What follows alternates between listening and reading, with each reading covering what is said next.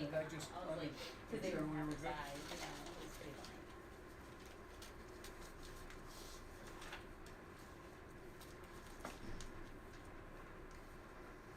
Okay, you ready? Stand by. Look at that, 2 o'clock on the clock. Good afternoon, everybody, and welcome to City of Glens Falls Water and Sewer Board meeting. It's August 4th at 2 o'clock. We open up first to public participation. Do you have anybody from the public like to present? Not seeing anybody. We have, Peter, will you let us know if somebody joins us online and has a question, you can answer it? Yep. And going to our most favorite moment, the stormwater moment. Bill?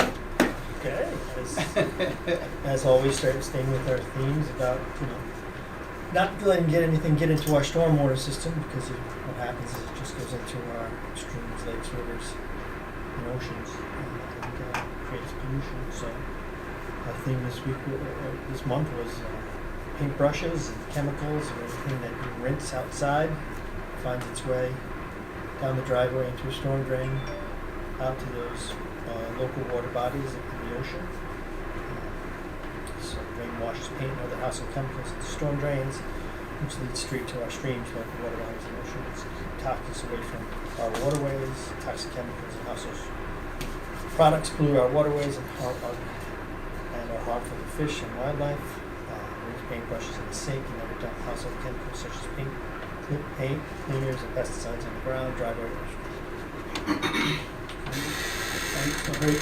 Did you do the graphics, Bill, of the guy standing in the lake rinsing out his paintbrush? No, I leave that all to Joanne. Yeah, that's fantastic. I did it all. Did you do it? Did you do that? I did Yeah, it. you did? Awesome. That's great. Oh, well, I was throw me joking. under the I bus, assumed Chris. he found that somewhere else. That's fantastic. And to tack on to that, I don't know if everybody knows this, but the county is doing a collection. they do of it hazardous stuff. Whopper, yeah. That's at the end of this month, I think. I know they do it, they usually do it. September, maybe? But if everybody's got some old pesticides and old, it's coming up soon. And Yeah. Great. good place to Make do sure it. we, if Yeah. we get the date, we'll make sure we share. I know That's my great. friend did it last year. Usually they like a label and stuff like that. They just took it. That's great. Just nice to have. Yeah. Yeah.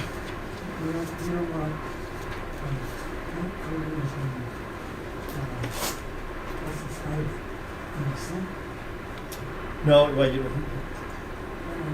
well, it depends on if it's depends on what kind of paint, I guess. Peter, you're right. We don't want the pesticides to come here either because it can create havoc here.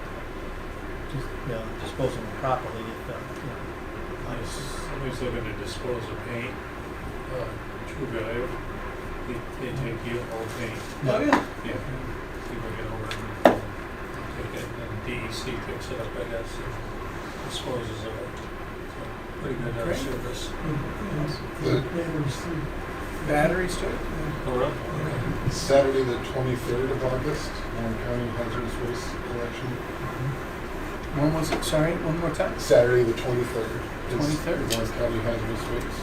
And it's in Warrensburg, not, Find some paint to send that way. It's in Lawrenceburg. yeah, not, exit 20, but yeah. All right.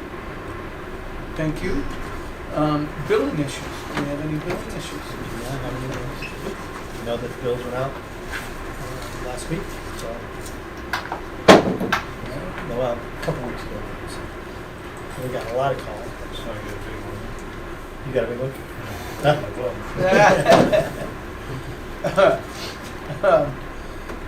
Under 4 is resolutions.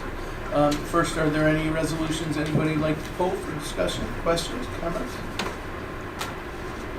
Not hearing any, we'll go with the approval of the water and sewer minutes of July 7th, 2025 as approved in the packet. Second. All in favor? Aye. Any opposed? Motion carries. Thank you. Then the next is the approval of the warrant. Any questions, comments about the warrant? Sure. First page.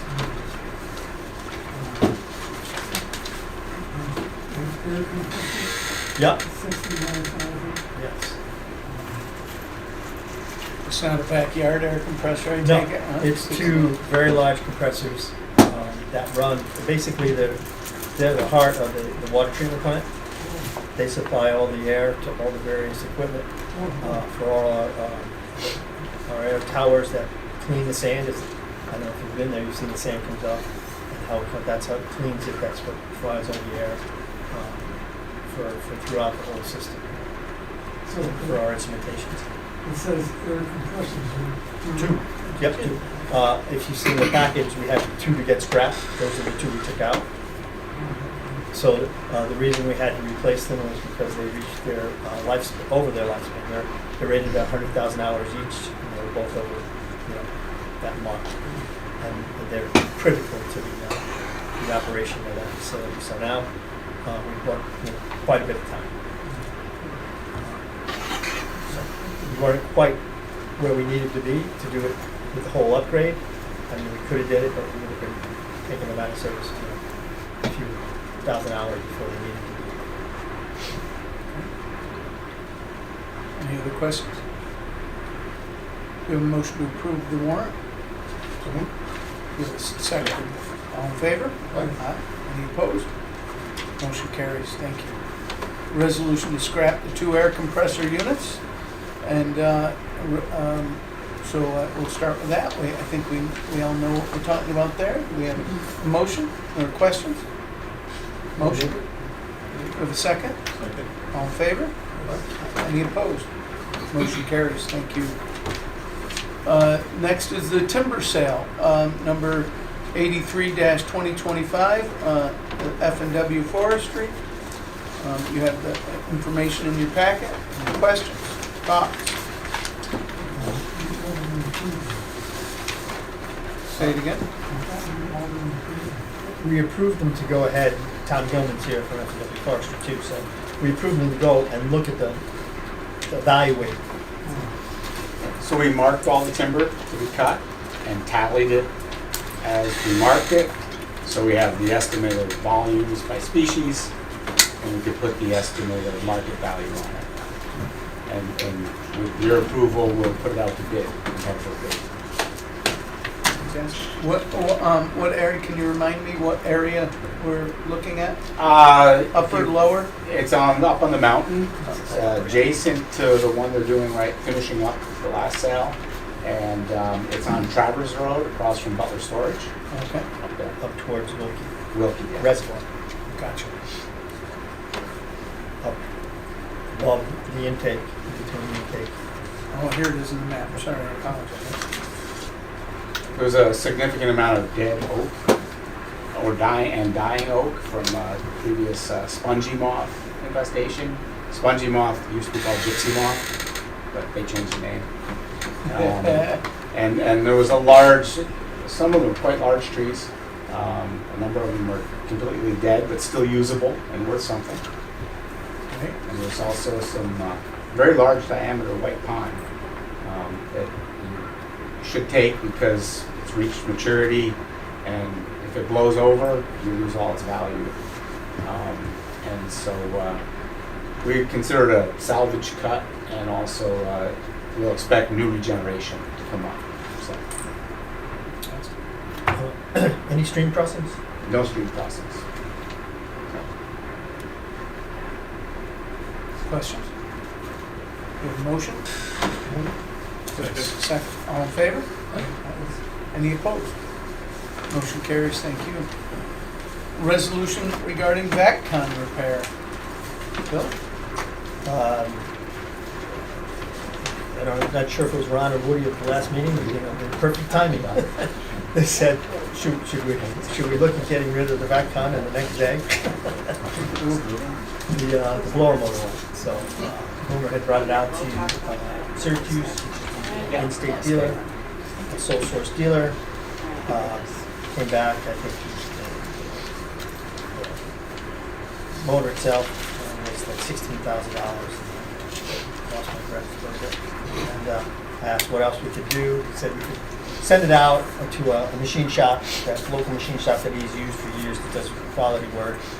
And So we waited a couple of days to see what their rebuild would be, and it was almost $14,000. So it was still a little bit of money. I thought it would be better to go with the new one. 14 and 16. So, So if you said 8, you do it and put it on the shelf for the next time it happens. But yeah, and not only that, you're right, Chris, is the fact that it would have took almost twice as long to get the parts to fix the one rather than it's worth getting way the more new than one. $2,000. Yeah, so, and, you know, it's not like you just, you know, clean sewers with that machine. That machine does a lot of work for us. Yeah. I mean, it saves us a lot of time, and it saves us a lot of broken pipes, you know, by excavating around it rather than using the backhoe. Well, once you repair it, no, it'll be done. We're hoping to have it back by the end of the week. All right. How many, don't we just bought a different vac con, right? We didn't buy a backhoe, we bought a trailer unit, so basically all that can do is flush. It's got a hose and it flushes the sewers. This actually has a full vacuum system that can be used for excavation and everything like that, just So vacuum then, excavating. so then just to remind me, we have a large vac con and a smaller vac con? Is this- No, just Sorry. their VacCon is a unit that has a flusher and a vacuum unit. The tow behind just the flusher. Okay. How much time into this one and how much, what I are our think we- expected life to answer Woody's questions there? I think we talked about this. We're about 5 years into this machine. I think we just maybe made the last payment of a 5-year lease. And you know, now it's starting to break down to the point where we should make an evaluation and maybe looking at purchasing a new one. We've got a couple prices, so we're looking. I think this would increase the trading value at all. I'm not sure it will increase it, but you saw it. This is the package have the 2 trade-ins. Yeah. So you saw the one was 125, one was 75. I asked Boomer to go through the machines because Boomer's the one that is the most knowledgeable and works on the machine more than anybody else. So him and Dan will evaluate which machine they think is better and if they need anything else on it. They're certainly not getting any cheaper. No. Was it what you said? Somebody said Olivia was introduced to Jeremy that there's other manufacturers. I thought these guys just kind of had a patent and a lock on, a back on. But No, there's other several different machines. in the machine. Yeah, I mean, Or we'll put the bit. things like maybe well, he knows that the other No, ones are not. what we'll do is, we're not gonna say, this is the machine we want, but we're gonna put a bid together, and then we'll send it out, and it depends on, who wants the bid. Now, we probably have a nice, Chevy or Ford, there are Cadillacs, and there are Escalades, there are other ones that are much sturdier and much more resilient than these machines, but they're astronomical priced. Right. This is a municipal truck, whereas you've seen some of these corporations that have them. The Badgers, if you see them going up and down the little Badger, they have huge vacuum.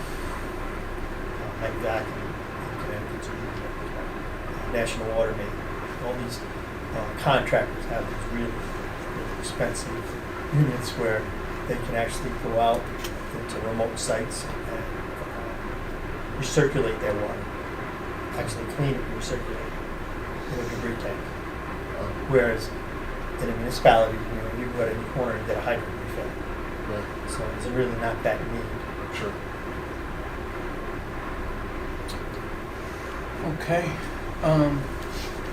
so we're gonna repair this, and then we're gonna think about your upcoming budget and the bonds that are coming off. You've got your big electrical system, you got a big bond coming off in 26. So start to look at this and the other long-term repairs or equipment needs. Most departments are being asked to put in no or next to no equipment requests into the 26 budget because we've just spent, $12 million in ARPA money and bought a lot of equipment throughout the city. So we're trying to get one year of very little to no, if we can. At least 1 year relief. We're spending $12 million, but that's easier said than done. Right? There's, especially when we look at the long-term needs of the water and sewer treatment plant, knowing that infrastructure is where we spent a lot of that we could have spent 10 times that amount without blinking an eye. So that goal might be a little more difficult for your department, but know that that's what we were hoping to do. But look at I think we had one long bond and one bigger bond and then one smaller bond. So you might look at those things and have that conversation with Chip and for yourself this in the next month or so. Okay. So having said that, it is the recommendation of the resolution for the VACCON for $21,777.81. Do we have any questions? 81 cents for the comment. Yeah. You caught it, Pete, should be appearing. There you go. But it's not 21 million. That's right. There you go. Having said that, do we have a motion to approve? Do we have a second? All in favor? Aye. Any opposed? Motion carries. Thank you. You just do that, Pete, to keep you on your feet. That's right. Test and see if we read through the material correct. I failed, and everybody else did, but all right, you passed the test. Pete passed the test. Equipment they have to Yes. do everything better. Yeah. Didn't we have a smaller one that was on loan for a while? I'm confusing VACCON for something else, but it's okay. That's great. It's not the first time I was wrong today. So F&W forestry discussion, watershed forest management plan proposal. Sure, Tom, you want to come up and Come sit, Tom. We've got Sure. space for you, please. Thank you very much. Thank you. So I've been involved on the watershed now since 2005. And before that, my previous company, Fountains, and before that, Adirondack Forestry. So we've had a relationship more or less with the city since the 70s. There may have been a forest management plan way back then, but in more current times, every year we do an annual timber harvest based partly on what Bill or subsequent engineers, superintendents have said, hey, we need this much money. But really, and I'm sure we're not cutting more than growth because we want to be sustainable. But until we do an inventory and a management plan, we don't really know. And so this proposal is for a timber inventory and a 15-year management plan. And we'll know how much timber is out there, and we'll know what annual growth is approximately based on the trees and different types of trees. And we can then plan future timber harvests to not exceed growth, because you want to be sustainable. So that's the rationale for an inventory and a management plan. Because costs are always an issue, we propose to split it up into 2 years. The first year would be, if approved, this fall. We do all new mapping of the forest, showing the non-forest, the forest, the different types of forest, pine, oak, whatnot. And we would do inventory plots, roughly a third of the 350 plots that we would take this fall, concentrating on what I call flats down in Otter Road, Peggy Ann Road, and plantations. And an inventory plot, as a forester, visits every single spot. It's a grid pattern of about 350 plots. And they go to each individual spot and they measure the trees in that particular spot. It's a variable radius plot. Species, quality, volume of timber, diameter, and that allows us to get good timber information, statistically fair timber information. The second year, we would complete the inventory and write the plan by June 30th. And so the cost would be total of $15,000, but we would do, I believe it's $5,500 in the fall, by the end of this calendar year, and then at the completion of the plan, $9,500. And like I said, we'll know what our allowable cut is, about a 15-year work schedule, where we say we're going to cut. We say we're going to cut there. Things change. It's a plan. It's not set in stone. But we're going to cut here, this year, here, this year, here, this year. Of course, that can change due to markets. Pine markets go up. People's going to oak harvest to chase pine. We also can have a estimate of a 15-year cash flow. And then we can balance what the city needs to what we can reasonably harvest on the property and still stay sustainable.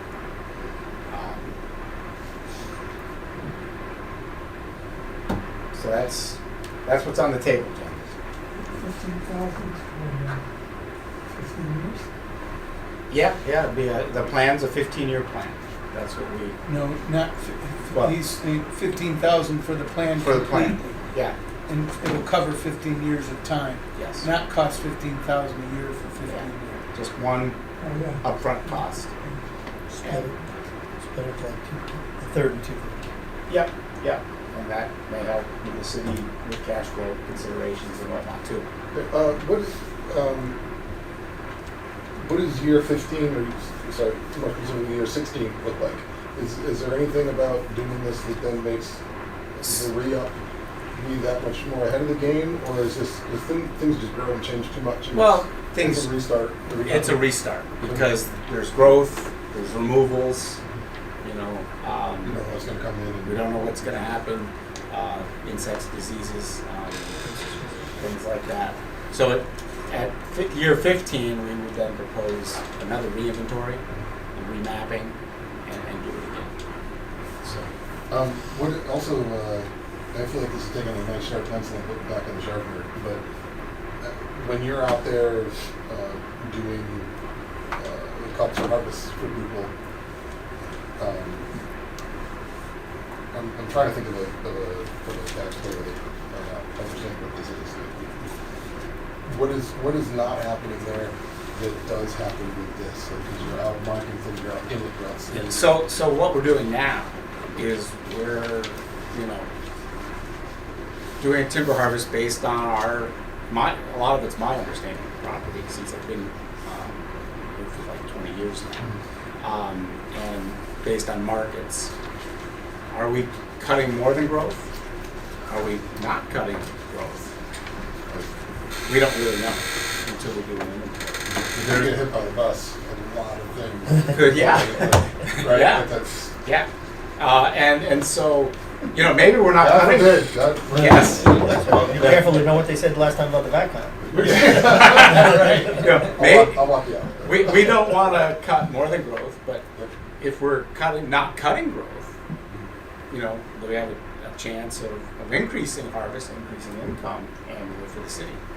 So, this will give us a really good idea of what's there, and we can plan, for the next 15 years. It sounds to me that it's putting institutional knowledge on the page in a book.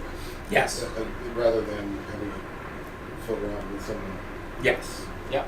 This would also give us an inventory of the diseased trees and, which Yeah. you don't want to leave in the woods. Yeah, and there's a lot of changes as I talked last time I was here.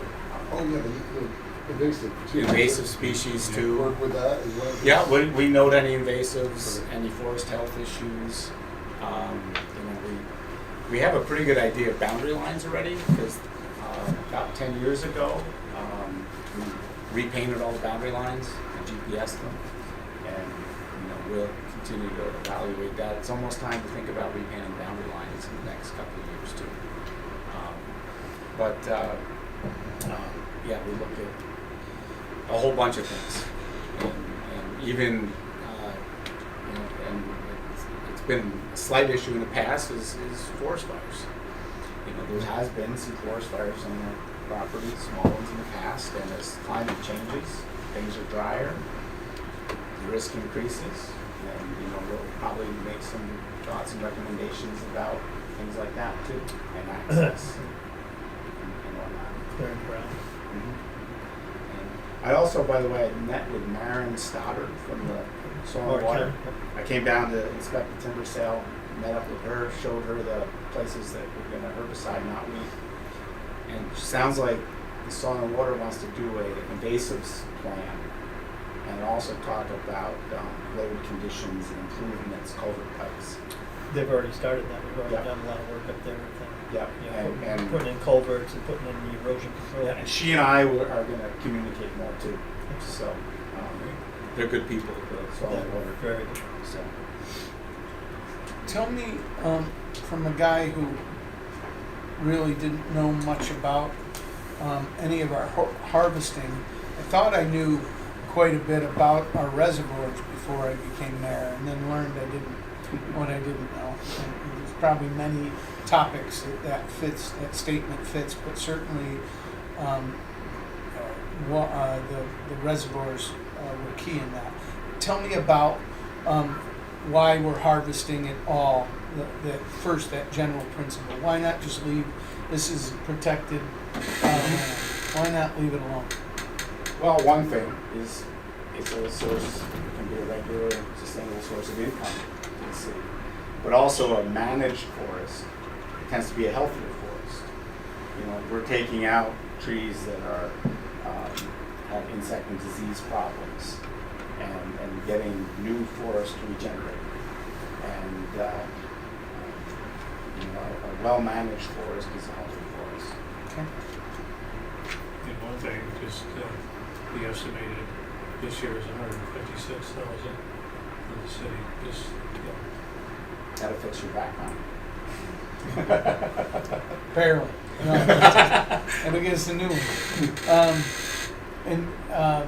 Is that an average about 100,000? I think in the past, and this year was particularly high, right? About It's a little higher. 100,000. Yeah. Right. And due to the forest health problems, we cut a little heavier on this particular site. So. And are we cutting trees to make money? Are we cutting trees for the health of the forest?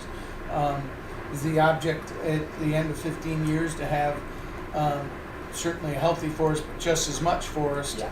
as you had at the beginning that you had at the end, right? It's not Yes, too we're going to try to cut growth. right. Cut growth. Say that. So trees grow at a certain percent a year, Yeah.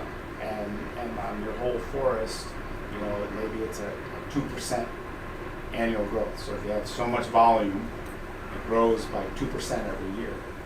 And if you cut at or near growth, then the same amount of trees is there. We're every all year. done at 15 years. You got the same amount of trees Yeah, 15 years later.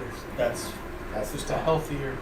healthier, or as healthy forest. Correct. And you said we've been foresting this land all along before you even. I've got records in a box in my office that there were some.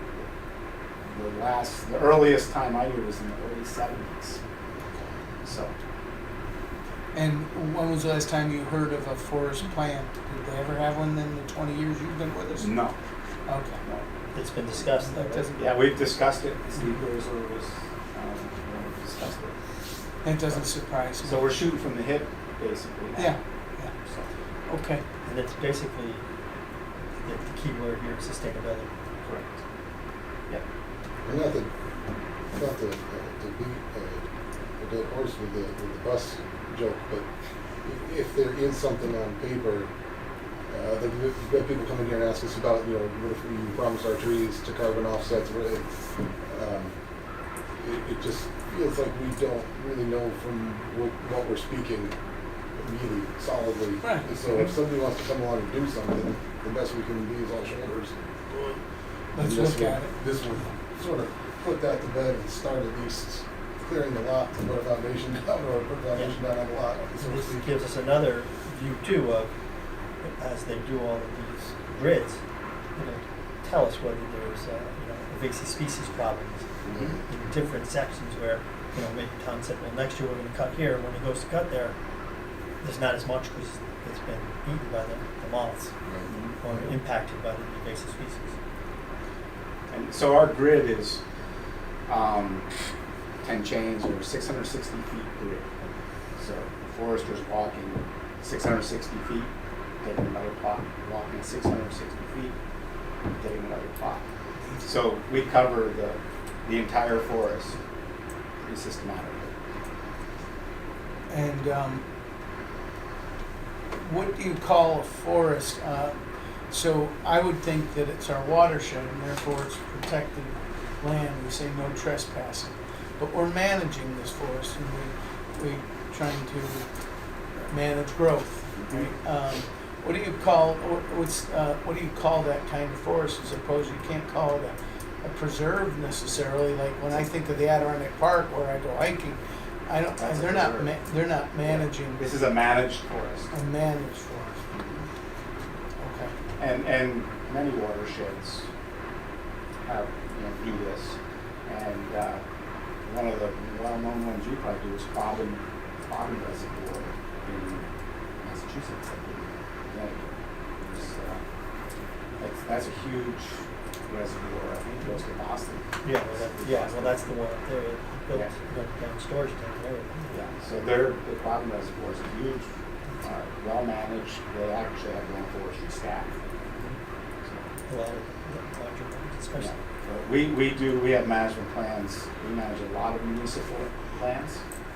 Along Mohawk Valley, Little Falls, St. Johnsville, Mohawk, Herkimer. And most reservoirs then are managed forests, not just forest preserves. Correct. Because the municipalities want some income. You mean because the municipalities want Healthier, forests? yes. Healthier forests and income. But at least you can feel good about getting the income when you know what Well, it depends on who you are, I suppose, whether Yes. you feel good about it or not. I Yeah. certainly do, but I've only become more aware of that need as I became mayor as well. And I certainly don't think $100,000 to an $11 million budget is very budget relieving. It's got to be the right decision for the forest. And certainly a nice benefit is that we're getting some income from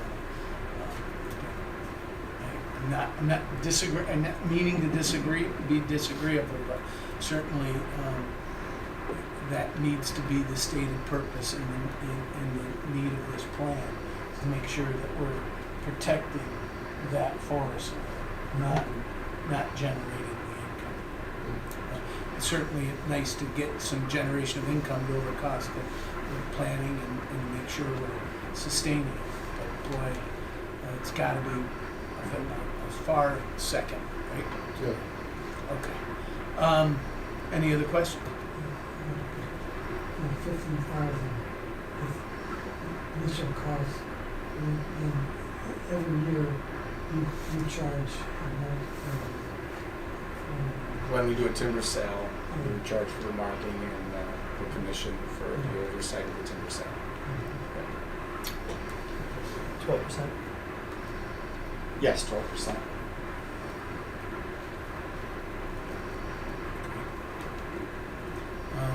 So we'll,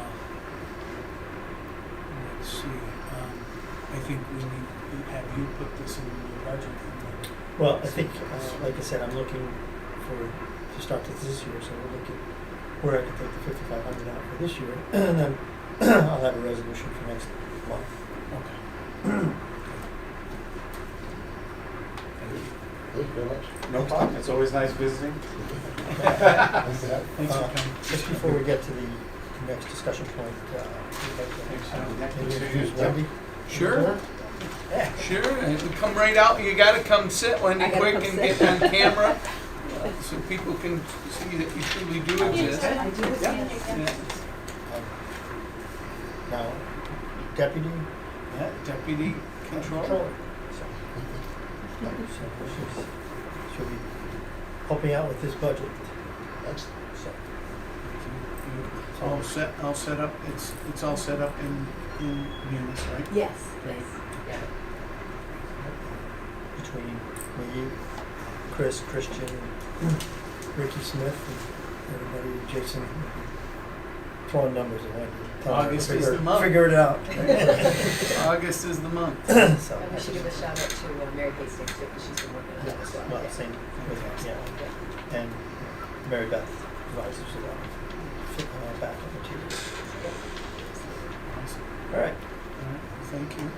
Approval, or no, 31. 31 Thornberry. I think if everybody recalls, the gentleman came before us, I think at the April workshop, about he thought that it was our responsibility to do the hookups.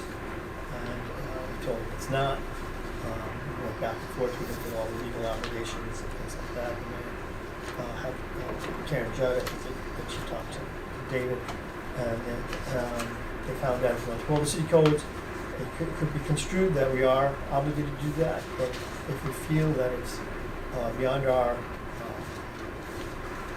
abilities, that we could hire a third party and then charge them for it. So this one is beyond our abilities, just because we don't have the crew like we used to have, and so that's why we told this gentleman that it would behoove him to get another contractor. He kept going back and forth, said it was going to be too expensive, this, that, whatever. It's wet, it's deep, there's a gas line, there's a force main, it's right next to our Thornberry pump station. So we've gotten to the point right now where he's hired a contractor, IBS. There's another gentleman ready to do the taps. He says he's licensed by New York. I asked to see his license and his references. So we're waiting for that. But, I think we're all set on it. I think he's all set on it. So I think that's where we're going. Going further, I think if you saw in the packet that what we're going to do is add some verbiage to the city code. And in that box you can see if the city may provide the services. It doesn't necessarily mean it will. And it looks like the rates had been updated in 2025, but it still was considerably lower than it would have cost somebody to do that. So whenever these suggestions, if first of all, if the Water and Sewer Commission agrees with the statement, and if David thinks it covers our need or the possible conflict that's in the language, that's one thing, and I'd like you guys make a recommendation of that when we're done with that language, we should make that recommendation and to the council, and they can approve the code change. We'll have to have a public hearing, and then pass the resolution for it. But further than that, let's make sure that the fee is either changed completely to something that would have been close to what it would cost to have done it. There's another part in this code that says that we'll hire somebody outside and charge them that cost plus 15%. Let's make sure our fees are respective of that same kind of principle. So we'll ask you to do that, and then every year is that in some cases, in other parts of the code, we've separated out the fee schedule from the code so that it's much easier to change a fee schedule than it is a code. So have we done that with one or two already? I think so. I think we have. I'll double check it, but They're approved with the budget, so if Yeah. we're gonna change them, we have to treat them similar to the budget, so it gets a little tricky. Okay. For this year. yeah. Great, yeah. So think about that, but also think about what that should be in case there's a position where we actually do decide to do this. If it wasn't, this is kind of a bizarre Yes. situation because of the depth of the hookup and Utilities in the way. utilities in the way and stuff, but if there was ever, Soil. we were gonna do it again, Soil conditions. at least we could do it without losing money. How's that? We don't necessarily need to make money. We want to hook up people that build on properties in their city. We want to make sure they're hooked up because they have to be. So let's make sure also that we're not losing money on the deal when we do it. If somebody's going to go through the work to build a home in our city, that we don't want to be losing money on the hookup. I know we're very aware of this as far as contractors go with projects. I'm learning all the time, the Nacho and the DRI, right? It is expected that the contractor will do these hookups and pay for the repair of their lines and to get to our lines and everything else. So, but with a homeowner, it may not be. So, fair enough? So next steps would be, you're gonna make any final changes and get them to David, and you're gonna make the Discuss them, suggested yeah. changes, make Yeah, sure I just, they're I'd good. like to look at the preceding and subsequent sections of the code, just to make sure everything's jives before I sign off. If you're gonna change it, you might as well look at all of it. Yeah. We had found, I had 3 pages I don't know if I have any more, but Karen had given to me because I was preparing for this gentleman to come back and we were on vacation. So if you ask Karen, she can give it to you. We highlighted where it was a potential of a conflict, depending on how you're at it, and so you want to look at all that. And that's great. So this will come back to you with some suggested changes at some point. And I'm glad to hear this gentleman has hired himself a contractor and is working through this because we do want to help him get hooked up. All right. Any other thoughts, questions?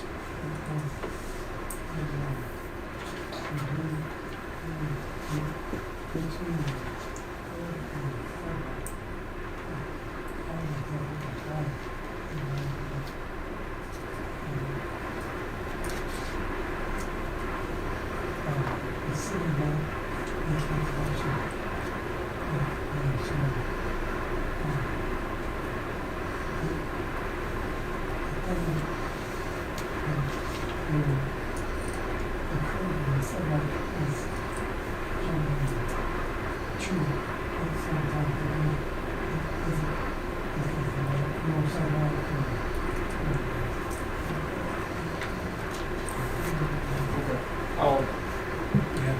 look at that. Public right of way instead of using curb and sidewalk because there may not be a curb or a sidewalk. Great. Right? So if you use public right of way, you're almost sure you have everything you need. Thank you, Peter. If nothing else, line 8 transformer issue. Yeah, there was a letter in your packet that was addressed to Jason and Chris. Every 6 months, we have oil taken out of the transformers to see their health. Everything was good up until the last one. Gus Minenberg is the same gentleman that did the switchgear. He's done basically all our high voltage work on our facility. So he's saying that he's seen some degradation in the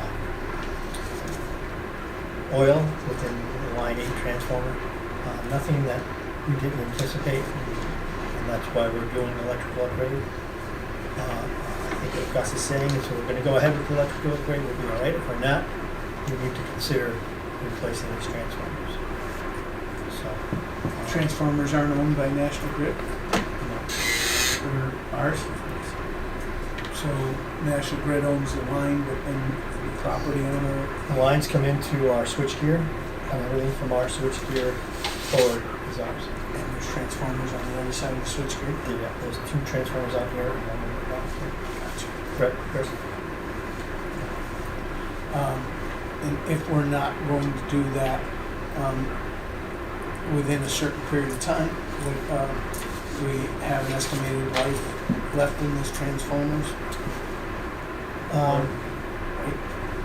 Because when you talk about line 8, it just happens to be they're coming from line 8. Is there one transformer or multiple? There's 2 transformers, line 3 and the line 8, Chris.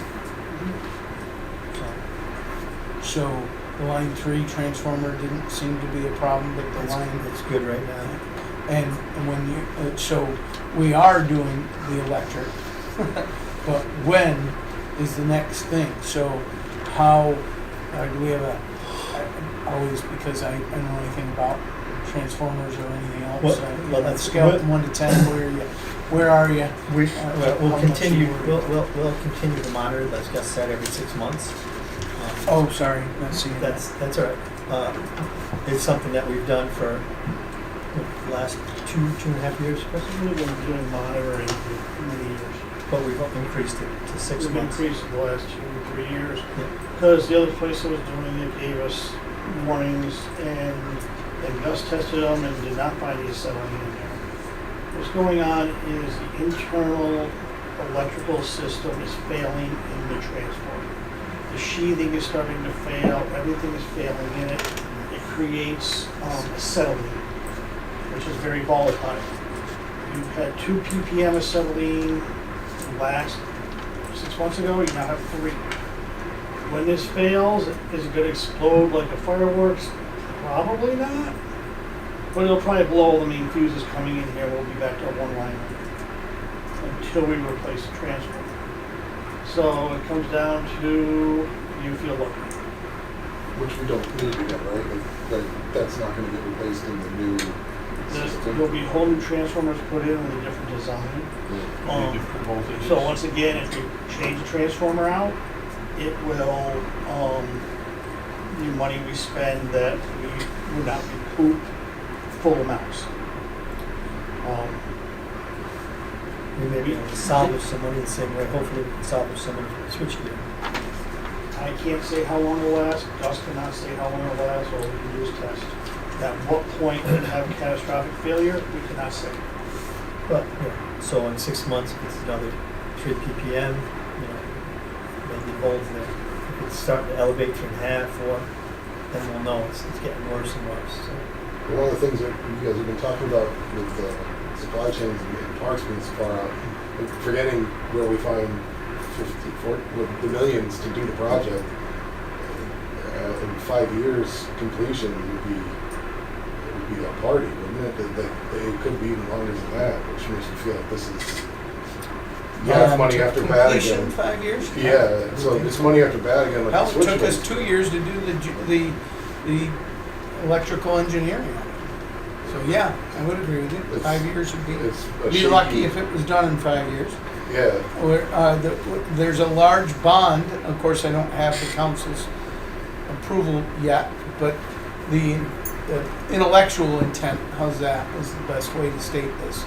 The intellectual intent is that the 26, there's a large bond that comes off, and that replacing that bond with a new bond that could be the electrical system, is I think the emotional or intellectual decisions we're working on. We're spending the money from ARPA to pay for an engineering plan that is done right instead of trying to apply for money and then reapplying again. We've applied twice for funding of it. I was contacted by Senator Schumer's office just last week saying, good news, we're $1 million is still in the thing, and it's kind of hard because only in government can somebody let you know of $1 million in funding that you feel disappointed about, right? Because well, this is now an $18 to $20 million project, right?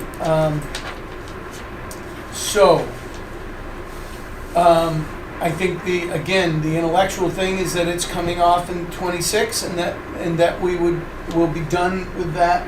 We're 90% done with it, hoping to be 100% done by the end of the year, and that we'd be ready to at 2026 to go ahead and start to move forward with that. But agreed. I mean, even if it was lightning fast, it would be 3 years, right? So it sounds like it. I don't yeah. So That would be- please let us know as we go where we are at 6 months from now. How much is a transformer? Just for I have no idea. there we go. So I think maybe we could do $200,000. that too, is we could ask Gus or somebody else if you know or anybody can do to make some phone calls to see what it would cost. Just just so we know, right? If it wasn't, of course, I've not found anything that anywhere close to associated with this facility that didn't run into the millions, but it would, yeah. 6 figures, I think. Yeah, all right, so, But I Yeah. mean, it's the same way that we've told everybody, when I first started, the switch gear was the most critical to get done, and that failed. And now we're just moving down, the transfers are the next, and then the MTCs will be next, so hopefully within the time. And Chris, going to your point, once we do, put it out to bid or something, we can escalate the schedule, saying, this is what we need first. Make it a critical path through the transformers. The only reason we switched to the 8 line is because Dynamo wants us to switch over, right? We could run a 2 line. That is the preferred method now, as the 8 line, in Nymo's words, is not reliable. It runs off Spire Falls Road. Just this year, they've had 2 line fires on it. So we stick to the 3 line, which is a city line. Are we within our good neighbor policies to say, no, thank you, and we just, it's done for now? What's that from switching? Yeah, or is that really not workable in reality? Normally what happens, if they're telling you to switch, they're gonna shut that line down. So, When we had our emergency. you don't have to switch, you just have to go without power. When we had our emergency with the switch gear, we were on line 8. They called me and said, line 8's on fire, you need to get off now. Had no place to go. I said, shut me off. They did. Would the massive generation that you did during the switchover and all that stuff around Christmas, that's huge and a pain. Is the cost and the rigmarole of that possibility versus getting a transformer we have to 86 in the near term? There's no guarantee that that generator system will be available because it's a rental system. It was at Wheeler Rate 3 months ago. Right. So We have generators, but not enough for that whole system. no. not enough for this. Just enough to keep us alive and keep us running on minimum It's stuff. enough to run the prelim buildings. Yes. That's or, it. Nothing else. Or a pump station. Things of that nature. Nothing that could supply enough energy to power blowers Okay. and pumps. We have on site a 100 kV. We rented 2 750 kVs to run this plant. We need 1,500. And that's the same that's being anticipated to be constructed with the electrical. That's Settling, that's the torch material. That's why you said combustible. It's the gas. The gas acetylene, which is used a lot in welding and Yeah, stuff, well, it is very volatile. yeah. I don't know what the rate is. Please don't tell me. I'm gonna sleep tonight. Okay.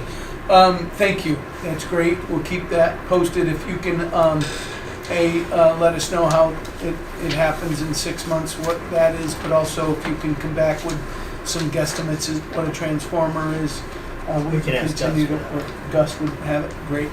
It'd be nice if you knew that, here's an all number kind of thing. It was, Availability. We'll Yeah. ask. Right. Okay. Thank you.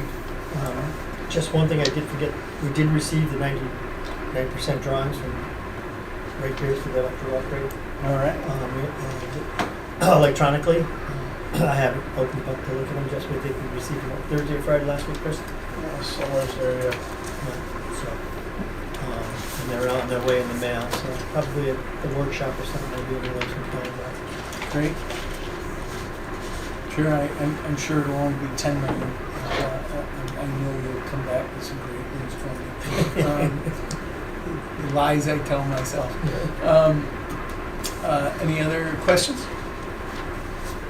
We have like to go, I don't really have a personnel issue. I'd like to, we don't have any personnel issues for the board. I'd like to, a motion to go into executive session to discuss, what's the right language, personnel? You go personal, employment issues? Yeah, or- potential litigation. There we go. Okay. All right. Oh, okay. Is there another map? Yeah, well, Gotcha. since we're going to executive session, we might as well All right, let's do that. And then, so whoever makes the motion, could I get the same motion to come back out? We won't pass any resolutions, so we don't need to keep people here.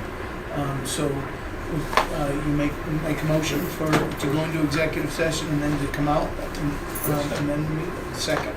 And all in favor? Aye. That's great.